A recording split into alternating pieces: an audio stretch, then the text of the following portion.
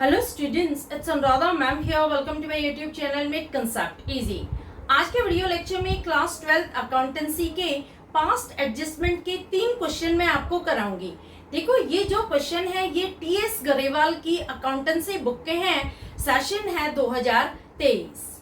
तो आज के वीडियो लेक्चर में मैं आपको तीनों क्वेश्चन डिटेल्ड वे में बहुत इजीएस्ट मैनर में एक्सप्लेन करूंगी कि किस तरह से पार्टनर्स के बीच में जो रॉन्ग अप्रोप्रिएशन होता है किस तरह से हम उसे रेक्टिफाई करते हैं, कैसे हम एडजस्टमेंट टेबल बनाते हैं और किस तरह से हम रेक्टिफाई एंट्री पास करते हैं।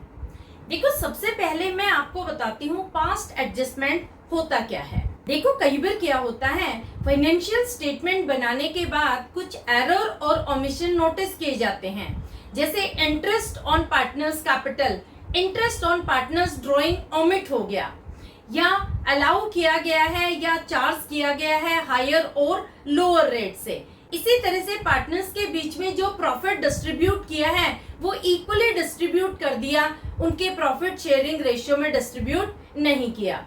तो इस तरह से कुछ एरर और ओमिशन फाइंड आउट किए जाते हैं, तो उनके लिए एक रेक्टिफाइंग एडजस्टमेंट एंट्री पास की जाती है। इसे हम कहते हैं पास्ट एडजस्टमेंट।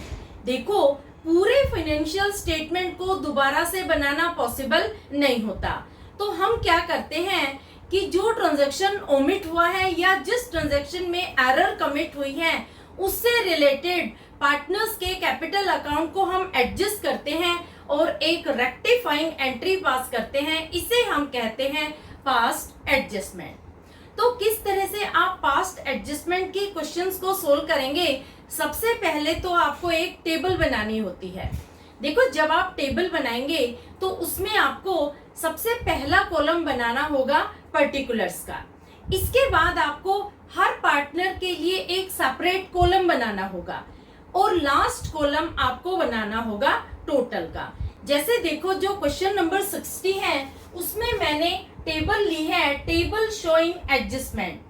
इसमें मैंने टेबल बनाई है जिसमें मैंने 5 कॉलम बनाए हैं। पहला कॉलम है पर्टिकुलर्स का, दूसरा है रिया का, तीसरा है मोना का, चौथा है निशा का और 5वां कॉलम है टोटल का। देखो, क्वेश्चन में चाहे जितने भी पार्टनर हो, हर पार्टनर के लिए आपको एक सेपरेट कॉलम बनाना होगा। ये पार्टनर के कॉलम है और जो पार्टनर के कॉलम है इनके अमाउंट को हम टोटल के कॉलम में दिखाएंगे। तो सबसे पहले मैं ले रही हूँ टीएस गरेवाल की बुक का क्वेश्चन नंबर 60। ये आपकी एक्सरसाइज का क्वेश्चन है। तो देखो, क्वेश्चन क्या है। 3 पार्टनर हैं, Riya, Mona and Nisha shared profits in the ratio of 3:2:1. Profit for the last 3 years were rupees 1,40,000, 84,000 and rupees 1,06,000 respectively. These profits were by mistake distributed equally. The error is now to be corrected. देखो, इस question में 3 partner हैं, एक है रिया, दूसरी है मोना और तीसरी है निशा। तीनों के बीच में प्रॉफिट शेयरिंग रेशियो है 3:2:1। देखो, इस रेशियो में उनका प्रॉफिट डिस्ट्रीब्यूट होना था, लेकिन गलती से प्रॉफिट को इक्वली डिस्ट्रीब्यूट कर दिया गया। और ये एरर कब आइडेंटिफाई हुई? जब फाइनेंशियल स्टेटमेंट प्रिपेयर कर दिए गए, यानी बुक्स ऑफ अकाउंटिंग को क्लोज कर दिया गया। तो अब हम किस तरह से इस ट्रांजैक्शन को रेक्टिफाई करेंगे, किस तरह से जो प्रॉफिट रॉन्ग डिस्ट्रीब्यूट हुआ था किस तरह से हम पार्टनर्स के बीच में उसे करेक्ट करेंगे। देखो, सबसे पहले हम क्या करेंगे कि पार्टनर्स के 3 साल के प्रॉफिट का टोटल निकालेंगे। पहले साल में प्रॉफिट था 1,40,000, दूसरे साल में था 84,000 और तीसरे साल में था 1,06,000। तो तीनों साल के प्रॉफिट को हम टोटल कर लेंगे तो टोटल आ रहा है 3,30,000। इस 3,30,000 को पार्टनर्स के बीच में रॉन्ग रेशियो में डिस्ट्रीब्यूट कर दिया गया। रेशियो क्या था? रेशियो था इक्वली, यानी तीनों पार्टनर्स के बीच में तीनों साल के प्रॉफिट को फर्स्ट ईयर में 1,40,000, सेकंड ईयर में 84,000 और थर्ड ईयर में 1,06,000 इन तीनों साल में प्रॉफिट को रोंग रेशियो में डिस्ट्रीब्यूट किया, वो था इक्वल रेशियो। तो देखो आप किस तरह से करेंगे। सबसे पहले आप पर्टिकुलर्स के कॉलम में लिखेंगे अमाउंट ऑलरेडी क्रेडिटेड। इसका मतलब क्या हुआ कि हमने ऑलरेडी उनको प्रॉफिट डिस्ट्रीब्यूट कर दिया। रेशियो क्या था? रेशियो था 1:1:1 यानी इक्वल रेशियो। तो देखो टोटल प्रॉफिट कितना था? टोटल प्रॉफिट था 3,30,000। 3,30,000 को जब हम इक्वली डिस्ट्रीब्यूट करेंगे तो तीनों का आएगा 1,10,000। 1,10,000 और निशा को भी मिल रहा है 1,10,000। देखो ये रोंग डिस्ट्रीब्यूशन है प्रॉफिट का पार्टनर्स के बीच में। ये प्रॉफिट ऑलरेडी डिस्ट्रीब्यूटेड है। अब हम क्या करेंगे कि जिस रेशियो में हमें प्रॉफिट डिस्ट्रीब्यूट करना है उस रेशियो में हम प्रॉफिट को डिवाइड करेंगे। प्रॉफिट है 3,30,000, इसको हम कैसे डिस्ट्रीब्यूट करेंगे? 3:2:1 के रेशियो में। तो कैसे आप निकालेंगे प्रॉफिट? देखो सबसे पहले आप टोटल प्रॉफिट लिखेंगे 3,30,000 डिवाइडेड बाय 6। 3 + 2 + 1 कितना हो गया? 6। तो देखो 6 5 30, 6 5 30, ये आ गया 55,000। 55,000 को आप 3 से मल्टीप्लाई करेंगे, 55,000 को 2 से मल्टीप्लाई करेंगे, 55,000 को 1 से मल्टीप्लाई करेंगे। ये प्रॉफिट तीनों पार्टनर्स को मिलना चाहिए था। तो देखो जब आप इसको 3 से मल्टीप्लाई करेंगे तो आएगा 1,65,000। जब 55,000 को 2 से मल्टीप्लाई करेंगे तो आएगा 1,10,000 और जब 55,000 को 1 से करेंगे तो आएगा 55,000। यानी पार्टनर्स के बीच में ये प्रॉफिट डिस्ट्रीब्यूट होना चाहिए था। तो आप क्या लिखेंगे? Profit to be distributed among partners in the ratio of 3:2:1। तो हम ये प्रॉफिट की अमाउंट लिख देंगे तीनों पार्टनर्स की। रिया को कितना मिल रहा है? 1,65,000। 1,65,000। मोना को कितना मिल रहा है? 1,10,000 और निशा को मिल रहा है 55,000। इन तीनों का जो टोटल है वो हम लिखेंगे टोटल के कॉलम में। तो टोटल तो सेम ही आएगा। टोटल है 3,30,000। देखो ये जो ₹1,10,000 ईच प्रॉफिट डिस्ट्रीब्यूट हुआ है ये रोंग डिस्ट्रीब्यूशन है। पार्टनर्स को गलत प्रॉफिट दे दिया था, इक्वली डिस्ट्रीब्यूशन कर दिया था प्रॉफिट का पार्टनर्स के बीच में। जो एक्चुअल अमाउंट डिस्ट्रीब्यूट होनी थी पार्टनर्स के बीच में वो अमाउंट थी 1,65,000 मिलना था रिया को, 1,10,000 मिलना था मोना को और 55,000 मिलना था निशा को। ये राइट डिस्ट्रीब्यूशन था प्रॉफिट का। तो अब हम ये अमाउंट पार्टनर्स को डिस्ट्रीब्यूट कर रहे हैं। देखो रिया को कितना प्रॉफिट मिला था? रिया को मिला था 1,10,000 लेकिन मिलना चाहिए था 1,65,000। यानी रिया को जो प्रॉफिट मिला है वो शॉर्ट मिला है। शॉर्ट मिला है कितनी अमाउंट से शॉर्ट मिला है? 55,000 से। ठीक है, ये डिफरेंस से हमें पता लगेगा, डिफरेंस निकालेंगे हम तो डिफरेंस से हमें पता लगेगा कि रिया को जो प्रॉफिट मिला था वो शॉर्ट मिला था, मोना को सही प्रॉफिट मिला था यानी 1,10,000 मिलना चाहिए था और मिला भी उसे 1,10,000 है। तो यहाँ पर बैलेंस होगा नील। अब आती है निशा की बारी। निशा को कितना प्रॉफिट मिला है? उसको एक्चुअली में मिला है 1,10,000 लेकिन मिलना चाहिए था 55,000 यानी उसको एक्सेस प्रॉफिट मिल गया, उसको ज्यादा प्रॉफिट मिला है। इनका हम डिफरेंस निकालेंगे तो डिफरेंस है 55,000। क्लियर? अब देखो जिस पार्टनर को शॉर्ट प्रॉफिट मिला है उसे हम हमेशा क्रेडिट करते हैं और जिसे एक्सेस प्रॉफिट मिला है उसे हम हमेशा डेबिट करते हैं। तो यहाँ पर एक्सेस किसे मिला है? एक्सेस मिला है निशा को। तो रेक्टिफाइंग एंट्री क्या होगी? निशास Nisha's capital account debit ₹55,000 to Riya's capital account. Riya's capital account 55,000. Narration होगी being adjustment of profit made. ये होगी rectifying entry of question number 60 की। देखो एक चीज आपको और क्लियर कर देती हूँ कि जब आप ये रेक्टिफाइंग एंट्री पास करेंगे तो ये आप प्रॉपर फॉर्मेट बनाकर पास करेंगे। आपको प्रॉपर जर्नल बनाना होगा। जर्नल बनाना आपको आता है। पहला कॉलम डेट का होता है, दूसरा पर्टिकुलर, तीसरा लेजर फोलियो, चौथा डेबिट और पांचवा क्रेडिट का।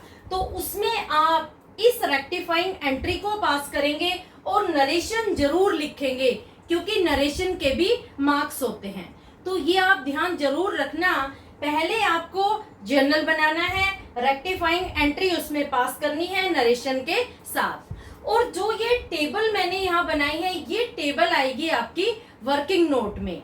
टेबल आपको पहले नहीं बनानी है, टेबल आपको जर्नल एंट्री के नीचे बनानी है। मैंने आपको समझाने के लिए पहले टेबल बना दी, बाद में जर्नल एंट्री पास की है। आपको क्या करना है, पहले एक प्रॉपर फॉर्मेट बनाना है जर्नल का।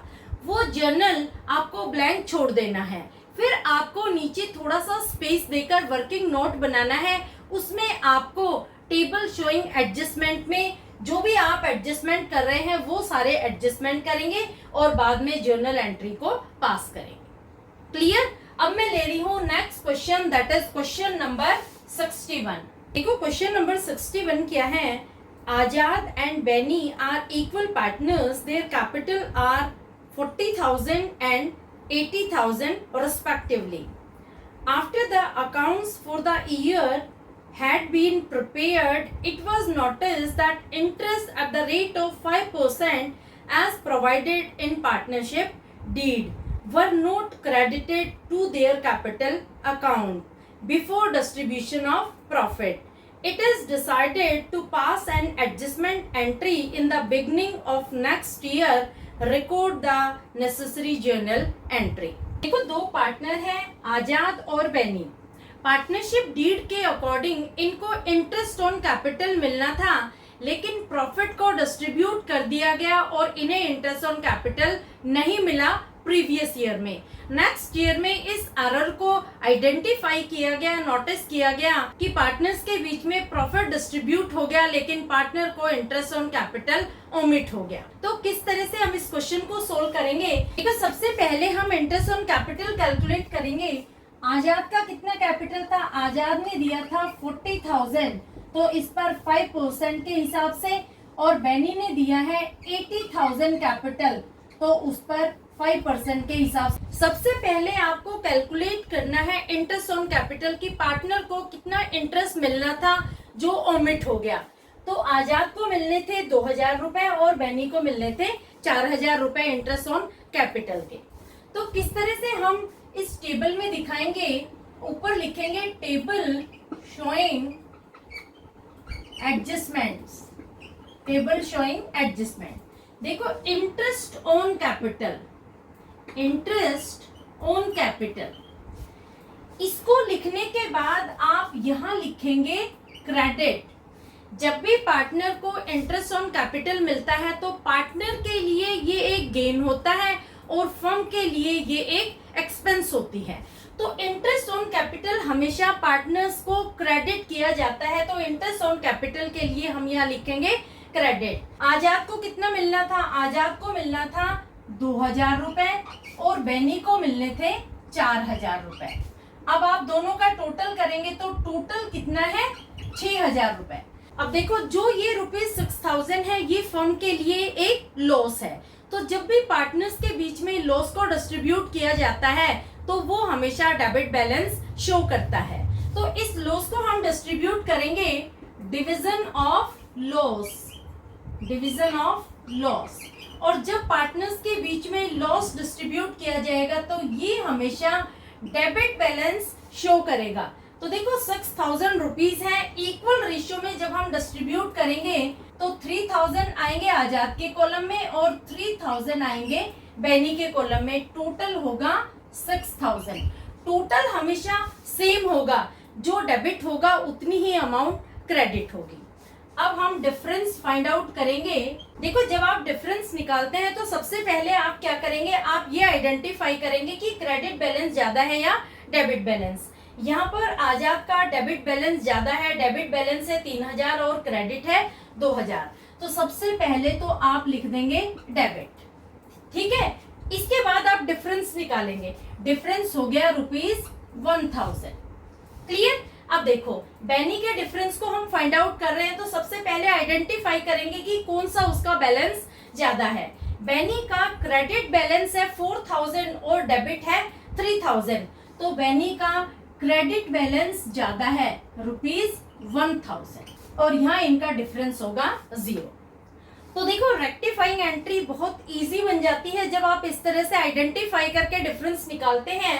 आजाद का कैपिटल 1000 से डेबिट हो जाएगा और बैनी का क्रेडिट। तो रेक्टिफाइंग एंट्री क्या होगी, Azad capital account debit, capital account debit ₹1000 to Beni's capital account, Beni's capital account 1000 being interest on capital omitted now rectified।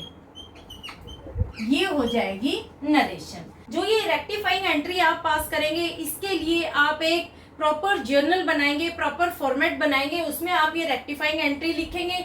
Narration आपको जरूर लिखनी है क्योंकि नरेशन के भी मार्क्स होते हैं, लेकिन नरेशन जितनी ज्यादा शॉर्ट हो उतना ही ज्यादा बेनिफिट होता है, क्योंकि अगर आप बड़ी नरेशन लिखेंगे तो उसमें गलती करने के चांसेस ज्यादा होते हैं। तो नरेशन हमेशा छोटी लिखने की कोशिश करना, लेकिन लिखना जरूर। और देखो, जो ये टेबल आप बना रहे हैं ये है वर्किंग नोट में। इस टेबल को आप वर्किंग नोट में दिखाएंगे। पहले आप एंट्री पास करेंगे जो रेक्टिफाइंग एंट्री है, और उसके बाद वर्किंग नोट में आप टेबल दिखाएंगे। लेकिन जो टेबल की कैलकुलेशन है ये आपको पहले करनी होगी और एंट्री आप पास करेंगे बाद में। क्लियर। तो होपफुली क्वेश्चन नंबर 61 भी आपको अच्छे से समझ में आ गया होगा। 2 क्वेश्चन मैंने आपके कवर कर लिए हैं। अब मैं ले रही हूँ next question, that is question number 62।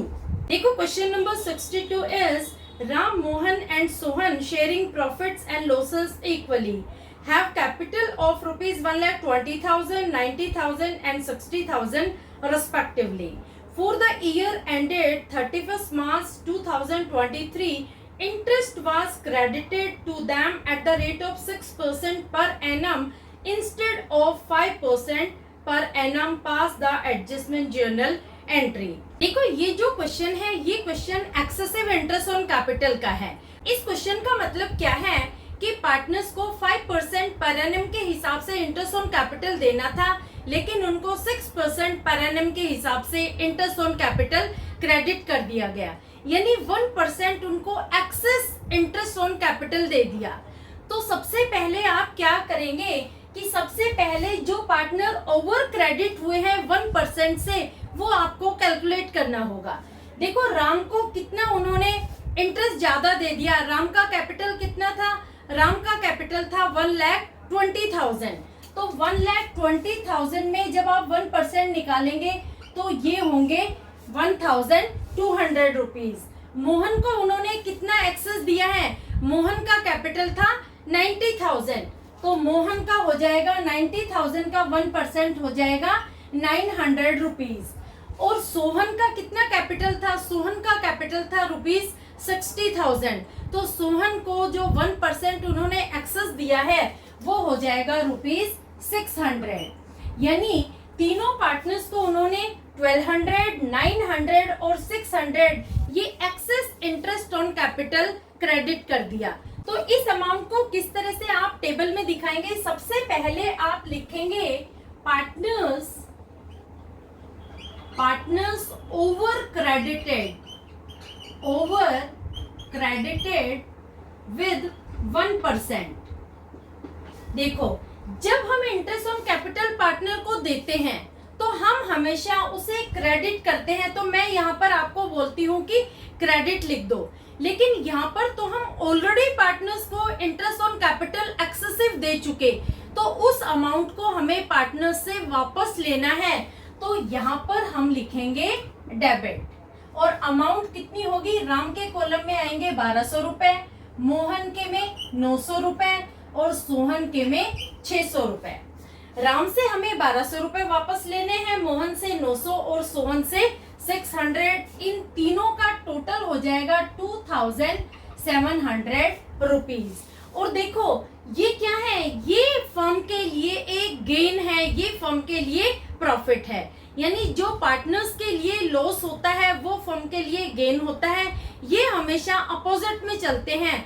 Partners और फर्म ये दोनों एक दूसरे के अपोजिट होते हैं। अगर पार्टनर का गेन है तो वो फर्म का लॉस होगा, और अगर फर्म का लॉस है तो वो पार्टनर्स का गेन है। तो देखो यहाँ पर पार्टनर्स से जब हम पैसे वापस ले रहे हैं तो पार्टनर्स को हम डेबिट करेंगे, क्योंकि ये पार्टनर्स के लिए एक लॉस है। 1200 राम का लॉस है, 900 मोहन का लॉस है और सोहन को 600 का लॉस हो रहा है। तो यहाँ पर फर्म को कितनी अमाउंट मिल रही है पार्टनर से, 2700। तो ये फर्म का प्रॉफिट है। इस प्रॉफिट को हम पार्टनर्स के बीच में डिस्ट्रीब्यूट करेंगे, तो यहाँ लिखेंगे division of profit, division of profit. और रेशियो क्या होगा, रेशियो होगा 1:1:1, इक्वल रेशियो होगा। तो यहाँ पर जब हम प्रॉफिट डिवाइड करेंगे पार्टनर्स के बीच में तो उसका बैलेंस होगा क्रेडिट। तो 2700 को जब हम तीनों पार्टनर में डिवाइड करेंगे तो ये आएंगे 900, 900 और 900, और यहाँ पर आ जाएगा 2700। समझ में आ गया।